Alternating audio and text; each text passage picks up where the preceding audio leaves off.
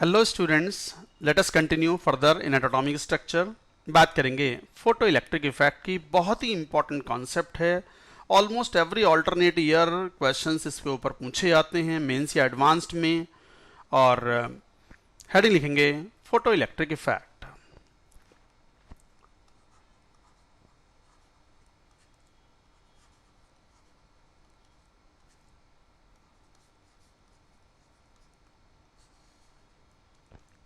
Photo electric effect, this effect was observed bye Einstein. और क्या है ये फोटो इलेक्ट्रिक इफेक्ट, पहले एक बार एक डेफिनेशन लिखते हैं, उसके बाद समझते हैं इसको। तो लिखेंगे when a clean metallic surface clean metallic surface is irradiated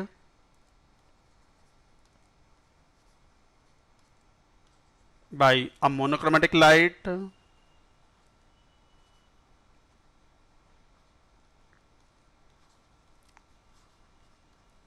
of suitable wavelength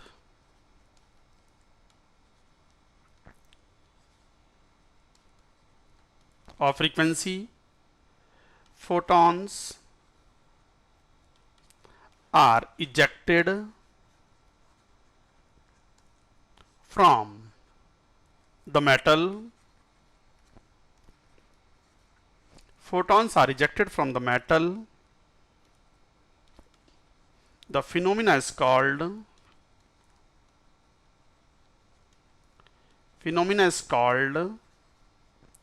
photoelectric effect.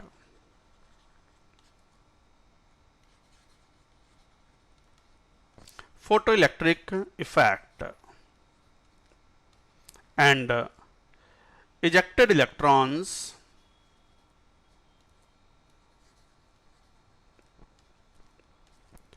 are called photoelectrons.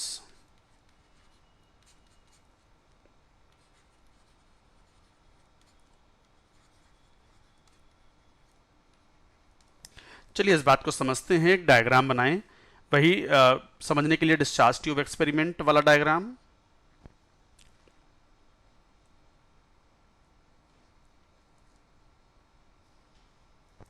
मान लीजिए इस तरीके से एक डिस्चार्ज ट्यूब है।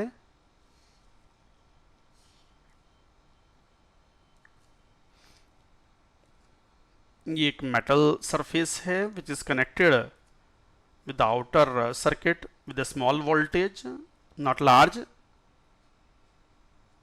कि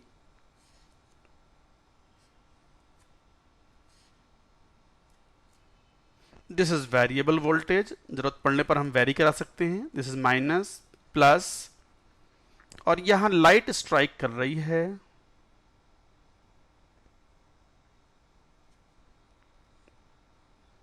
This is the symbol we generally adopt for light. So light of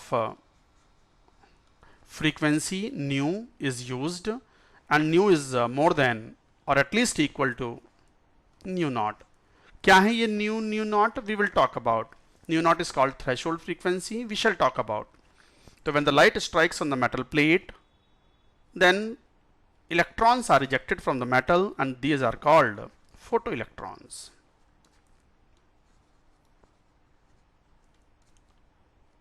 फोटोइलेक्ट्रॉन्स vacuum create करके रखते हैं, पार्शियल वैक्यूम, प्रेशर लो रखते हैं, so that whatever electrons are rejected out they move in the form of streamlined motion और streamlined movement in the form of rays, and this is called ejecting plate, and this is called receiver plate. Those electrons will be received by this metal plate. This is cathode anode कहना चाहो कह लो, otherwise this is ejecting plate, and this is receiver plate, ejecting plate.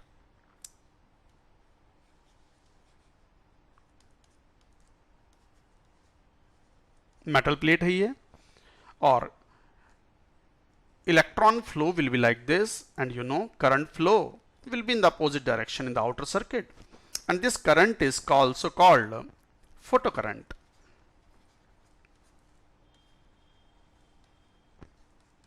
Photo current.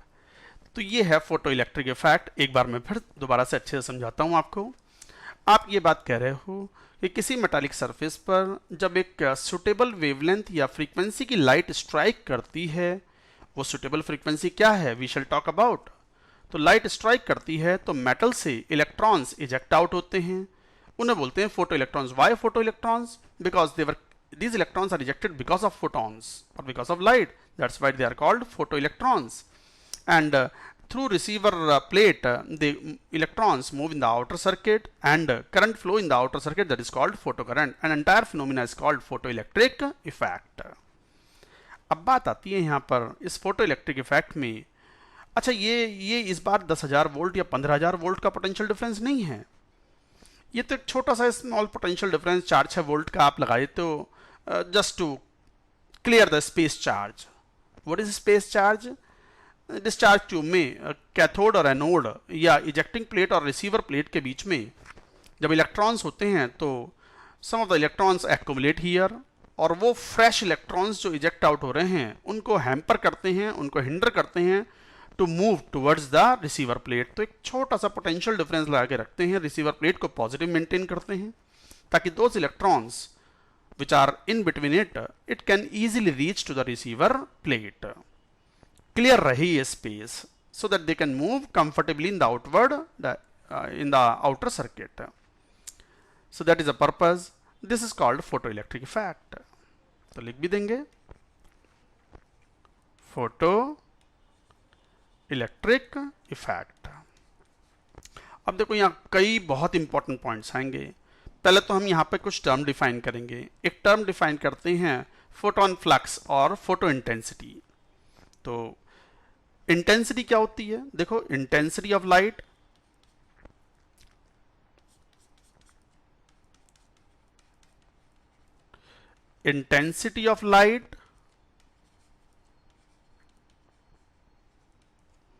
that is nothing but energy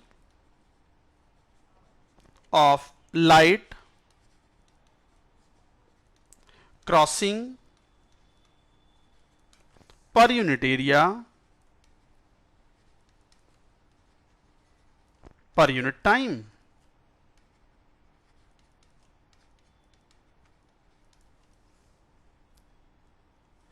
तो energy of the light crossing per unit area per unit time, मतलब energy अगर E है light की तो per unit area into per unit time, that is called intensity of the light. And you know E is what?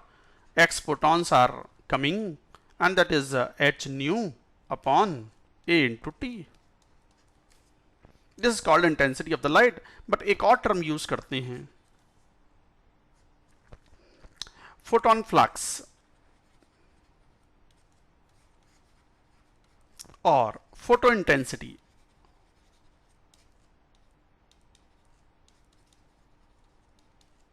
Generally questions में अगर intensity बोलते हैं तो we refer to the photo intensity.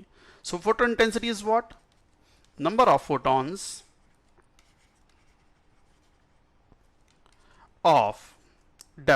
of given frequency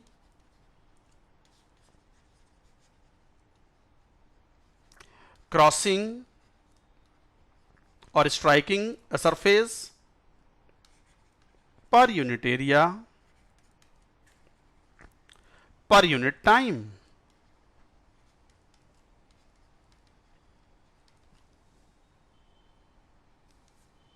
तो क्या बोलेंगे आप? This would be equal to number of photons. आपने फॉर्मूला क्या लिखा था? देखो, x number of photons are crossing, so x upon area into T. So this is called photon flux or photo intensity. Numerical questions में जब भी question आपके सामने आएगा, if they are talking about the frequency, that means we are referring to the photo frequency और photo intensity and so on. तो यहां पर एक बात लिख देंगे इस पॉइंट को। Generally intensity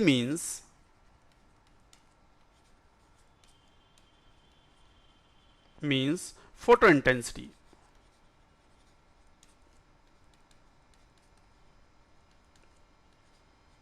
that means number of photons crossing per unit area per unit time. तो इंटेंसिटी का मतलब जनरली फोटो इंटेंसिटी ही होता है। अब देखो यहां कुछ ऑब्जर्वेशंस हैं। क्या ऑब्जर्वेशंस हैं? और बहुत ही इंपॉर्टेंट ऑब्जर्वेशंस हैं।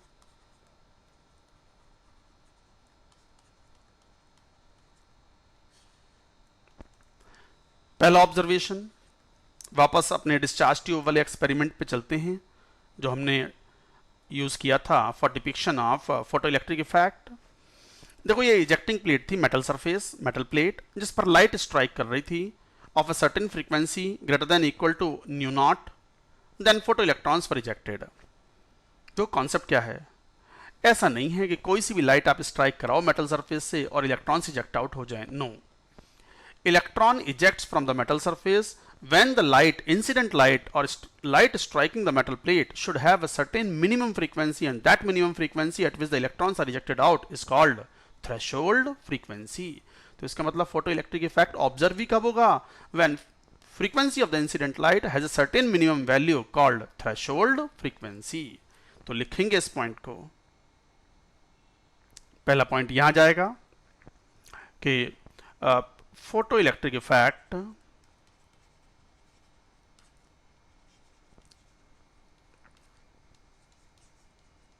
is observed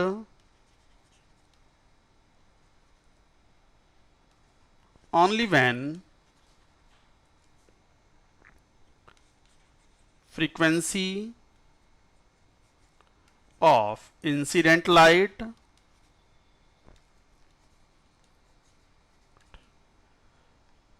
is a certain minimum value.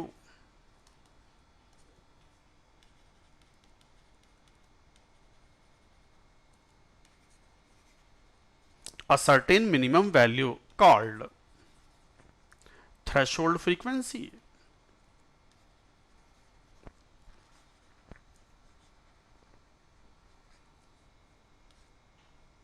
New not. तो इसका मतलब फोटो इलेक्ट्रिक इफेक्ट ऑब्जर्व कराना है, मेटल से इलेक्ट्रॉन इजेक्ट कराने हैं, तो light should have at least the frequency equal to the threshold frequency. तो थ्रेशोल्ड फ्रीक्वेंसी के बराबर या उससे ज्यादा की फ्रीक्वेंसी लाइट स्ट्राइक करेगी, then only the photo electric effect will be observed. So this was the first point. Second point फिर समझ लेते हैं, उसके बाद लिखेंगे। वापस चलो अपने डायग्राम पर। देखो यहां पर आपने ये बात तो कह दी कि लाइट की फ्रीक्वेंसी कम से कम थ्रेशोल्ड फ्रीक्वेंसी के बराबर तो हो, then only the electrons will eject out, right? ठीक है, हमने जो लाइट स्ट्राइक कराई है on the metal plate that has the frequency greater than threshold frequency, this is a valid light और this is the capable light.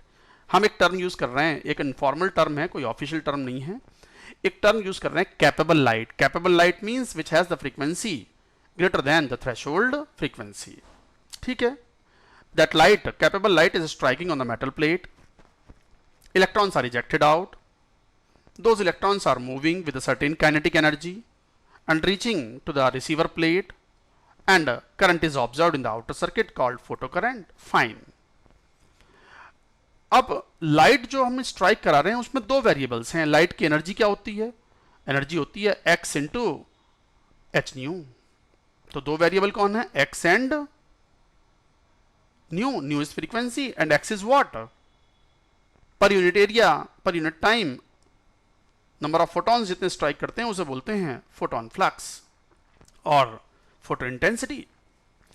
अगर हम frequency को कांस्टेंट रखें और नंबर ऑफ फोटॉन्स की संख्या per unit area, per unit time जो strike कर रही है ऑन द मेटल प्लेट उसको बढ़ा दें, तो what will happen? See once again, दो वेरिएबल्स हैं यहां पर, एक तो नंबर ऑफ फोटॉन x और दूसरा frequency new.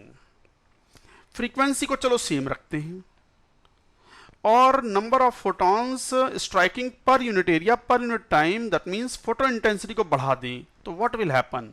More number of photo electrons will eject out, but kinetic energy of the photo electron ejected from the metal surface would remain same. See what we are saying, keeping the frequency same, if the photo intensity is increased falling on the metallic surface, more number of photoelectrons are evolved out, but kinetic energy remains same. So what will happen? More number of photoelectrons going, so photocurrent also will increase. So photocurrent linearly increases, number of photoelectrons ejected from the metal linearly increase, but kinetic energy of the photoelectrons remain unchanged when photo intensity is increased. तो लिखेंगे इस बात को, आप एक दो बार जब पढ़ेंगे तो यू विल अंडरस्टैंड. तो दूसरा पॉइंट लिखेंगे, कीपिंग, मैं इन पे इंपॉर्टेंट मार्क कर दूं जरा, ये बहुत इंपॉर्टेंट है. So keeping frequency of incident light to be same when photo intensity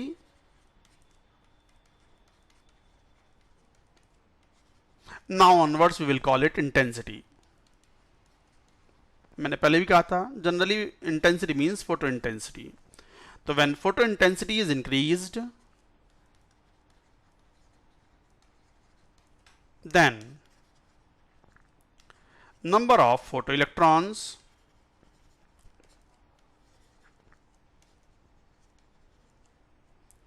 and photocurrent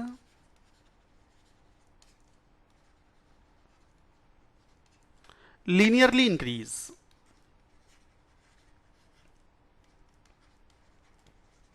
Linearly increase. However,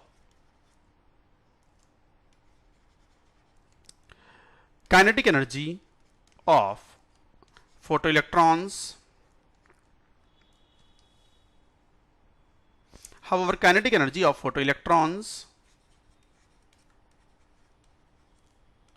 remain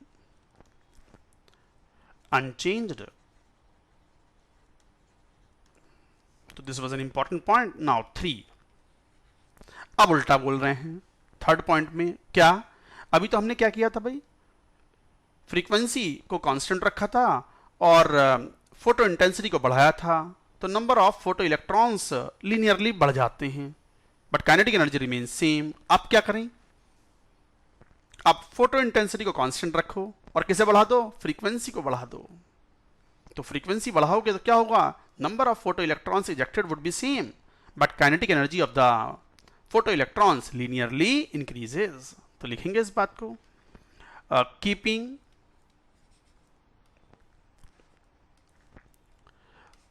photo intensity या intensity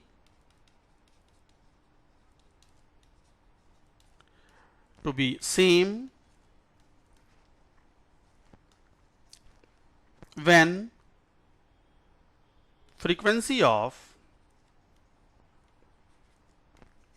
incident light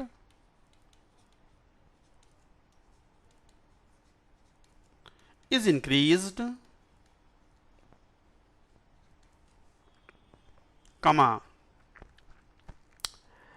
kinetic energy of photoelectrons increase, but number of photoelectrons and hence photocurrent remain unaffected. Remain unaffected. तो these are the points you have to remember. तो ये observations थे, थोड़ा सा ध्यान रखेंगे. अच्छा, एक पॉइंट एज ए नोट करके लिखेंगे, ये बड़ा इंपॉर्टेंट पॉइंट है. क्या पॉइंट है? वापस चलते हैं. देखो यहां पर मान लो लाइट है जो स्ट्राइक कर रही है, कैपेबल लाइट है, so the frequency is more than threshold frequency. For example 100 photons strike कर रहे हैं per unit area per unit time. If the 100 photons are striking per unit area per unit time, then keep in mind 100 photoelectrons need not come out. 100 electrons, photo electrons need not come out.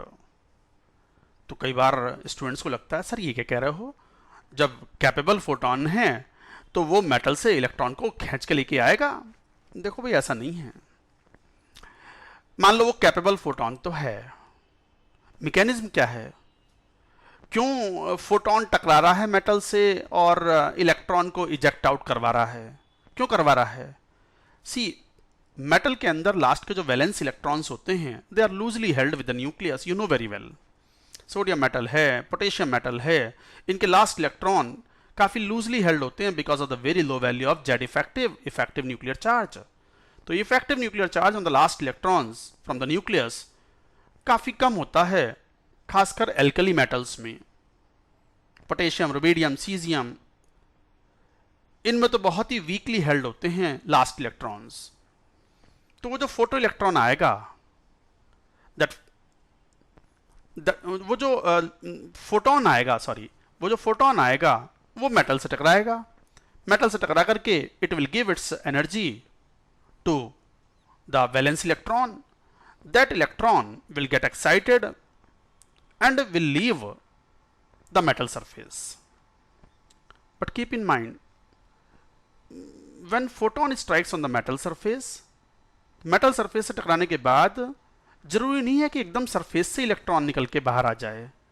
हो सकता है कि थोड़ा सा photon को अंदर जाना पड़े, अंदर जाए, किसी पर्टिकुलर वैलेंस इलेक्ट्रॉन को वो अपनी एनर्जी दे। एनर्जी खाने के बाद इलेक्ट्रॉन तो एक्साइट हो गया, वो बाहर आएगा, बट आते समय it may collide with some other atom and may lose its kinetic energy partially और फुल्ली।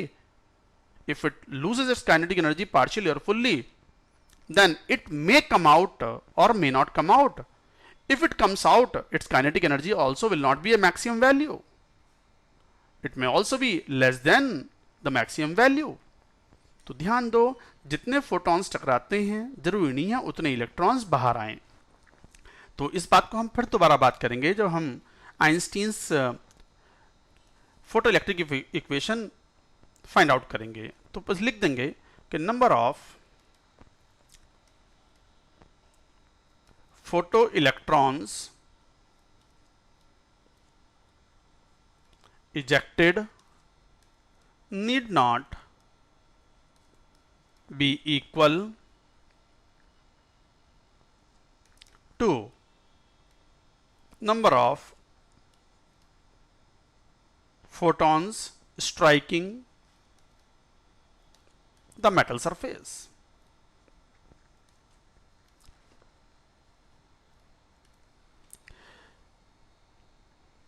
अब Einstein's photoelectric equation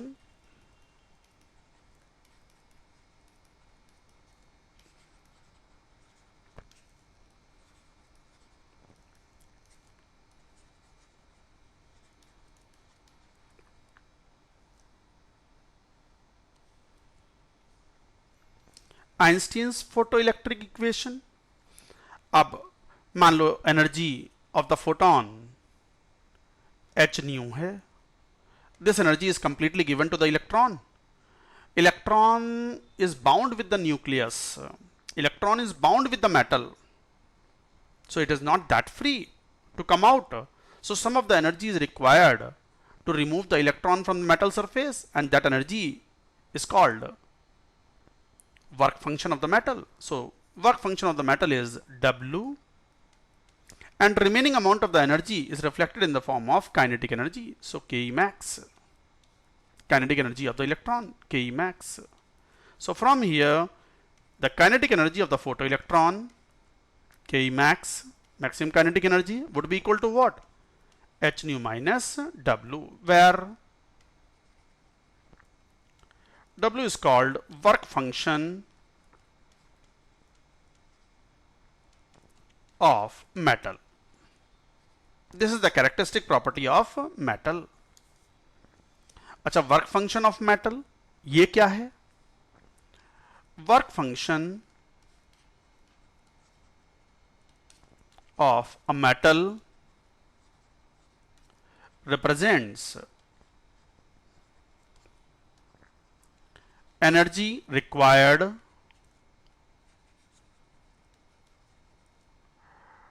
to remove electron from metal. The work function of a metal represents the minimum energy required to remove the electron from metal.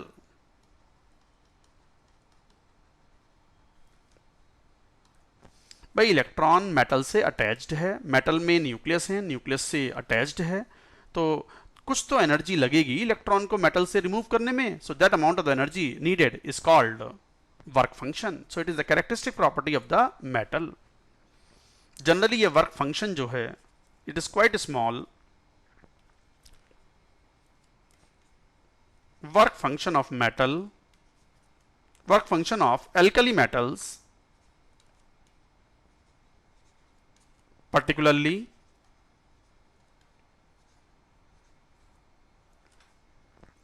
potassium, rubidium, cesium are very low.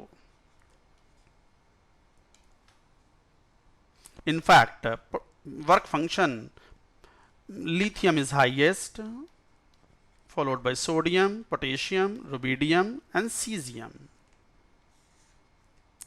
Decreasing work function.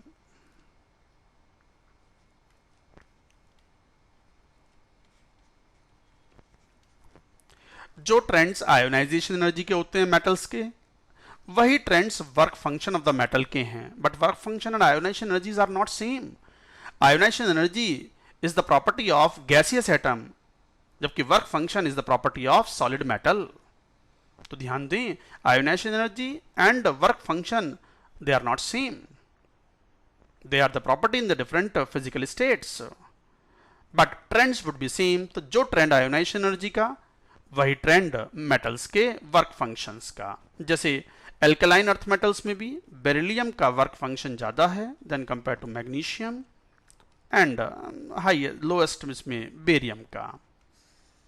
अच्छा, हम जो lowest francium और radium elements हैं उनको हम consider नहीं करते because they are radioactive and they are least studied. तो this is decreasing work function. W work function. तो ये जो इक्वेशन थी, इस इक्वेशन को हम बोलते हैं,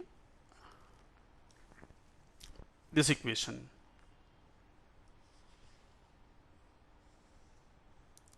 Einstein's equation, Einstein's photoelectric equation.